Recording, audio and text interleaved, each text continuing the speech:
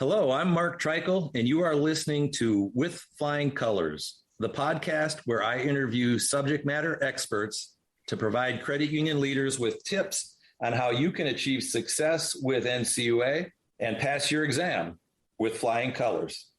Today, I'm joined by Steve Farrar to talk about credit union capital. Steve, before we jump in, for folks who are just meeting you for the first time, could you share a little bit about who you are and your career experience with NCUA? Thanks, Mark. Yeah, I look forward to being able to talk about capital with credit unions because it is a subject I spent a great deal of time on. My history with NCUA, I started as an examiner clear back in 1987. Spent most of my career as a problem case officer. And as a problem case officer, I had the opportunity to work in conservatorships, number of workouts, liquidations, assisted mergers. So we got well-rounded and worked throughout the nation on those. Then around the year 2000, I went into the central office where I worked on assisted mergers throughout the regions. I'd help them with the plans that they put together on that. Prepared a number of supervision letters that many of you credit unions have probably read. Was involved in the corporate resolution, as many of us were that were in the office at that time. I always referred to that aged me very, very much. The capital rulemaking, I started on that in 2014. And that's the rule that just went into effect on January 1st. So that had a long incubation period. I worked on a number of postmortems, which is always kind of interesting, looking at the failures at NCUA. Because I worked with all these problem credit unions and postmortems, I was always associated with failures in NCUA, but hopefully in a good way. I spent time as the vice president of the CLF. And one of the things that I did as a responsibility as vice president of CLF is we were looking at how much capital should the CLF hold, because we wanted to be able to return as much as we could back to the memberships, but still hold a responsible amount. So that helped me to do a calculation of which I was asking credit unions to do. So hopefully we'll benefit from that experience as we move into this subject. Great, Steve. I wrote a few things down that made me chuckle and smile, but yeah, the corporate resolution. I remember when you were the guy at NCUA who had to work with the CPAs about how NCUA needed to allow for that on NCUA's books and records. And that's when you taught me about what Monte Carlo simulation was. I think you used as some of the backdrop there. Yeah, those were interesting times. And as you mentioned that, you talk about being VP of the CLF. That might be something we could do a podcast on separately, because that's not a lot of people who understand the CLF probably. And you've left the agency. Owen Cole, who used to be the president, recently retired. And that might be a topic that we could talk about later. But yeah, and Steve, so you and I have known each other for over 30 years. I believe we met in or around San Francisco at one of those NCUA training classes, and we may have gone out and had dinner and maybe a beer or two. And then we worked very closely. You were very modest about being a PCO for a long time. You were, if not the best problem solver at NCUA in those years. You were number one or number two, and you taught me a lot about my new job when I came out there to be your supervisor, the director of special actions. So those were good times. It doesn't seem like that was so long ago, but we learned a lot back then. Also, you spoke to the fact that you took a heavy interest in this and were involved in it in 2014 on the failures that you were involved with where credit unions cost the insurance fund money. And so having you involved in that with your background, you were really the right-hand guy for the E&I director back in 2014 and all that when these rules were coming out. One of the things that I talk about with clients is inside baseball, different things about NCUA. And there's things that I think, about how this came about that probably nobody other than maybe Larry Fazio can remember from back in the day. So I'm really looking forward to chatting with you about this. So before we start talking about capital, what would you say the purpose of regulatory capital is? What can we glean from the purpose of regulatory capital that will lead this discussion? It always helps to start with why regulatory capital. And it's really consistent, same with how any business would want capital, but for banks and credit unions, the same. It's there to absorb those losses. But because we have deposits of which the public puts into the institutions, we need to have public confidence, and they look at the capital ratios. It restricts excessive growth, because if you're limited to certain capital ratios, you can't grow exponentially very, very quickly, which would be putting risk into your balance sheet. And I was near and dear to how I thought my main responsibility was I protect the insurance fund. Like they talk about people that play with the NFL, their symbol is protect the shield. And mine was always, we need to protect the fund. And capital is a big protector of the insurance funds. But beyond that, we really expect credit unions to go beyond the regulatory capital requirement and hold the appropriate capital based on their unique risk. And they need to have the ability to identify, measure, monitor, and control those risks. So we'll kind of cover that part of the capital a little bit later. But adequate capital for safety and soundness purposes is the key part. For undercapitalized credit unions, they result in failures. And those failures result in losses to the insurance fund. Probably the most recent one that people will be aware of is the losses are incurred from concentrations of credit in credit union medallion loans. If we go back in history, we've had failures a long time ago based on mortgage servicing assets, investments in properties in Florida by credit unions in the upper Midwest. So that's why capital saves the insurance fund and the institution from failing itself. But then there's that risk of overcapitalization. And that's the one that can really start to bother me personally. And I know Bob Fenner at NCUA used to really be upset about when the credit union had too much capital, and people would look at that and try to say, how can I turn this into personal gain for myself or for my group?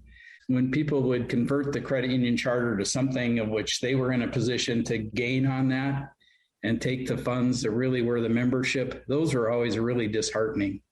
So as I caution credit unions against, you don't want to be overcapitalized, because you want to be returning as much as you can back to the membership. So that's kind of the purpose of both regulatory capital and capital. And by having above average capital, whether that's to mitigate your risks, and we're going to get into that. The other thing, when you have the extra capital, it's free money. And while they're not paying high rates on anything right now to attract money, it does help subsidize loan rates as well as things like that.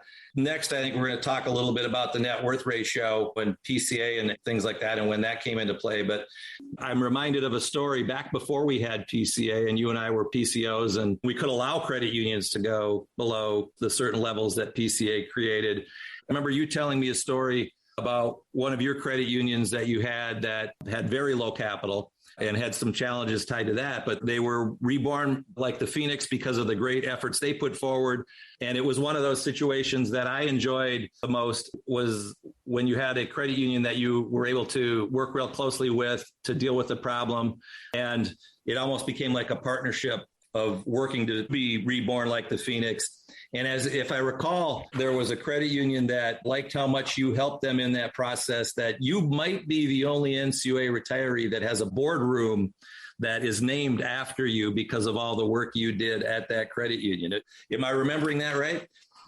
Yeah, it's kind of funny because we always talked about credit unions that were building a lot of crazy looking buildings back then. And when they finally had gotten situated where they could build the building that they needed. Of course, we built a really square, efficient building. And that's nice because a few of those credit unions I did workouts in when they were actually in negative retained earnings positions, many of them are still around. A few have been merged into other entities or because they took on other ones, but there's a few of them that are still around today. And I do take a lot of pride in those. Absolutely. No, I can think of some where I did the same. And that's when everything's working perfectly from the regulatory side and the credit union side and really good cooperation. And that's fun to see and it's fun to participate in. All right. Well, so net worth ratio, why don't you speak to the net worth ratio as it relates to credit union capital?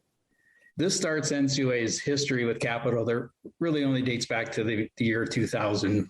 There was different capital regulations that were in effect before the year 2000. It was like, I thought about looking it up, but it's like, not going to go there.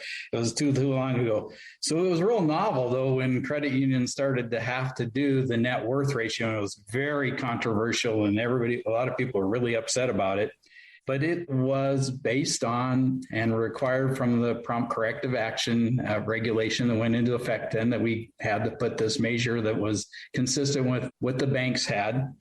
So we ended up with just using a simple leverage ratio and called it the net worth ratio because it has in its numerator mostly GAAP retained earnings type items in capital, but it has the unique item dealing with mergers, and that we take pre-acquisition retained earnings and count that part of capital available to absorb losses, which really isn't quite that way. But so it has this kind of unique numerator, and then the denominator is just simply being assets. And when we wrote the regulation, we allowed a lot of definitions of assets so that if you were growing rapidly, you wouldn't have a short-term fall in your net worth ratio because you could use averaging to bring it down. But in the end, credit unions took to that pretty well. And we had very few that were initially impacted by it. But if we go back and look at this measure, it was 7% or greater to be well capitalized. Now, recall that the bank's similar measure on their Tier 1 ratio is 5%. So going back to what was the reason for the 2% difference, 1% was due to the NCUA, and that's still on the books of the credit unions versus for banks, they've expensed all of that money that's in their insurance fund. The other 1% was really there because credit unions rather limited ability to raise capital except through earnings. Well, with now this increased use and availability of secondary capital, that's probably somewhat mitigated. And I haven't heard a lot of discussion on that. But we started with the net worth ratio, and that was the initial measure and been in effect since 2000. And now we're going to move forward to what really were the changes that start January 1st. Got it. And so if I'm interpreting you right, so the 1% buffer for the NCUA, I get that. And the other 1% because credit unions couldn't raise capital, as you referred to, limited income credit unions can get secondary capital. And then under risk-based net worth, there's some opportunities for other credit unions. It sounds like if you were still at NCUA, you would be open to maybe well-capitalized, being able to be a little bit less, that, or at least reevaluating that 1% buffer potentially for all credit unions or for low income, or am I over-interpreting that?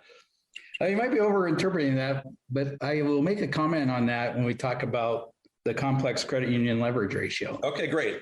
Then let's talk about the new complex credit union leverage ratio. This final rule was approved by the NCUA board in December, just absolutely this past December, providing a simplified measure of capital adequacy for complex credit unions. Went into effect on January 1st. The first measurement of this will take place in March. It's modeled after the community bank leverage ratio, which was implemented by FDIC in November of 2019. So credit unions that satisfy eligibility do not need to calculate the risk-based capital ratio, which we'll talk about in a little bit, by maintaining a higher net worth ratio. About 690 credit unions with assets over 500 million, which makes them into the definition of complex and of able to use the credit union complex credit union leverage ratio. But they have an average net worth ratio of 10.16%. So on average, everybody has a 1% buffer above the amount needed. And the only thing you get there is they wouldn't have to compute the risk-based capital. The minimum is set at 9%. Same as it is for the banks. So basically it's the net worth ratio of 9%, same net worth ratio that the 7% to be well capitalized. So that 2% difference that there used to be between FDIC measures and NCUA measures on the simple leverage ratio is essentially gone. It goes away under the complex credit union leverage. Under the complex credit union one. Okay. You'd be a little bit remiss to say, well, it's exactly comparable because it's really not. The credit unions did get a benefit. It just really probably wasn't worth the amount of people that had comments about a negative about bringing that up again at this point in time.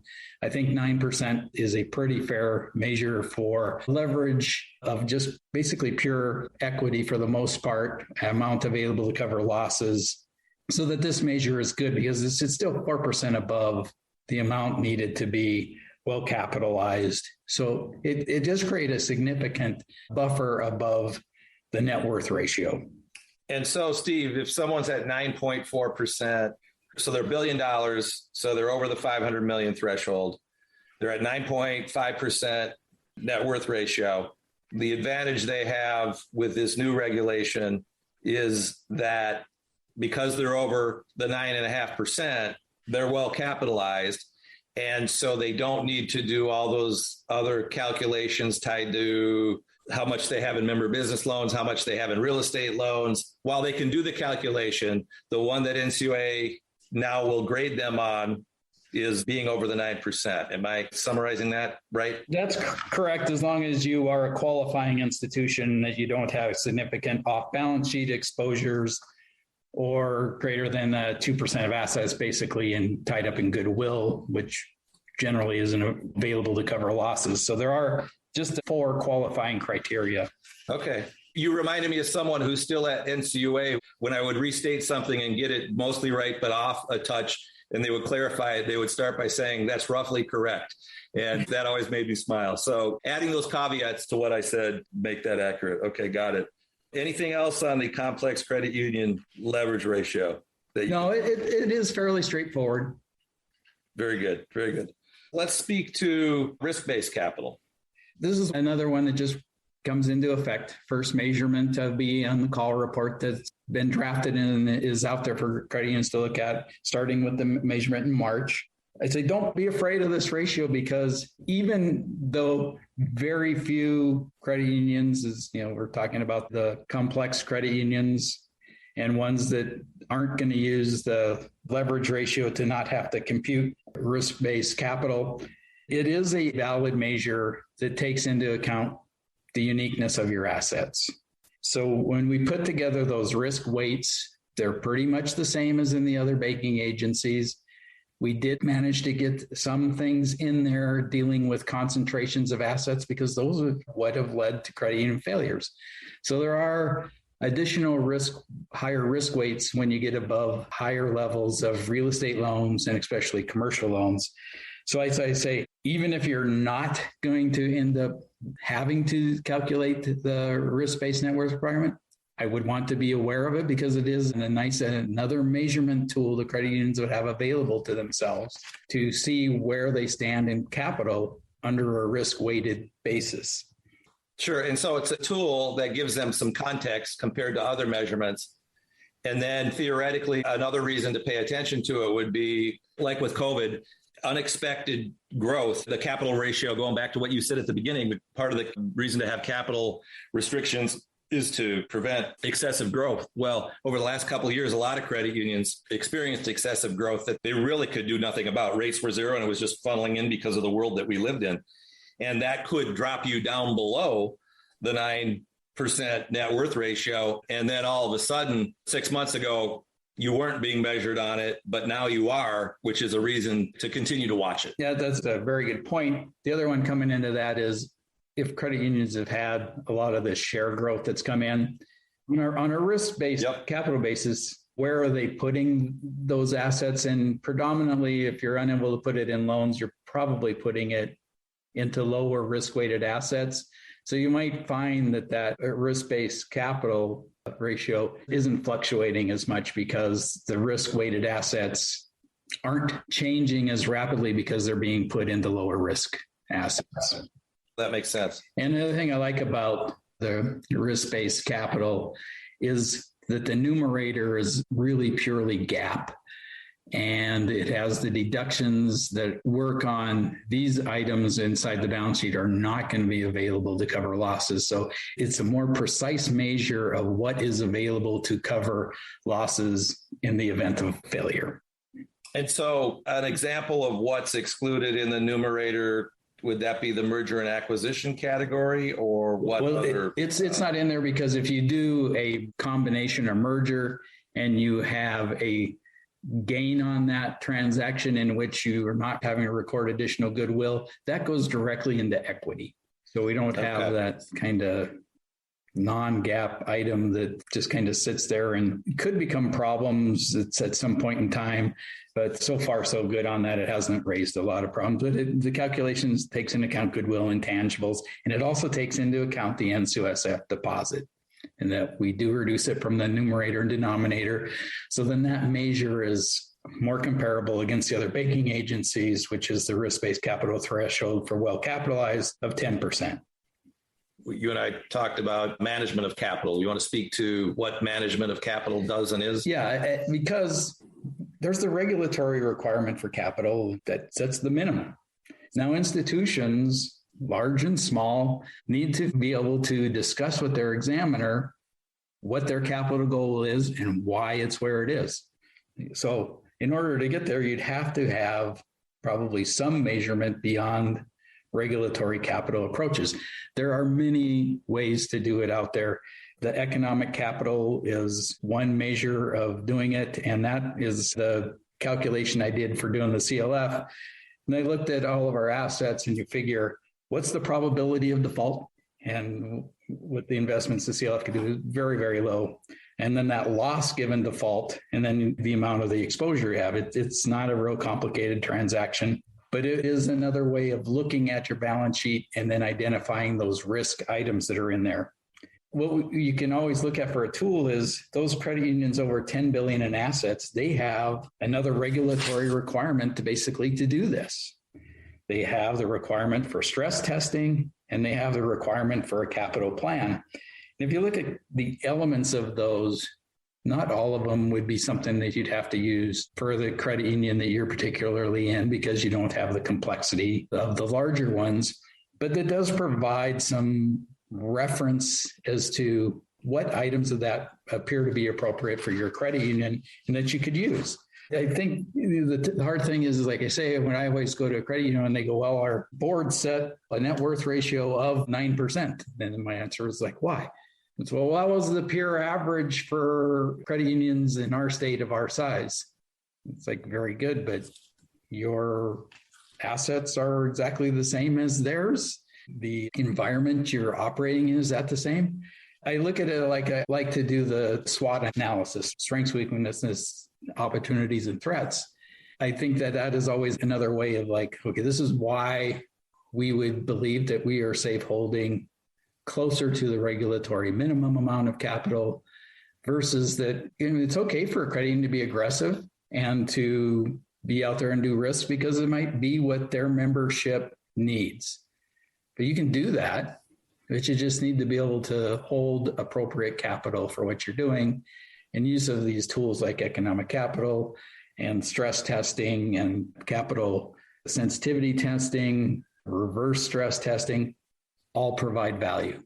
But you need to be able to have those and be able to understand what it is that you are getting, because you can't just assign it off to a third party and say, well, that's all great and good, but just tell us what that means. You need to have at least some people on staff that are very comfortable with that discussion to the examiner. It says, near the regulatory minimum is good for us, or we decide that we need to bump it up X percentage point because right now we're taking on these risks. And the other thing, you need to look at the future, because merger and acquisition opportunities are generally going to result in at least a short-term decrease in your regulatory capital measures, as you can see them. So if that's in your future, you need to take that into account.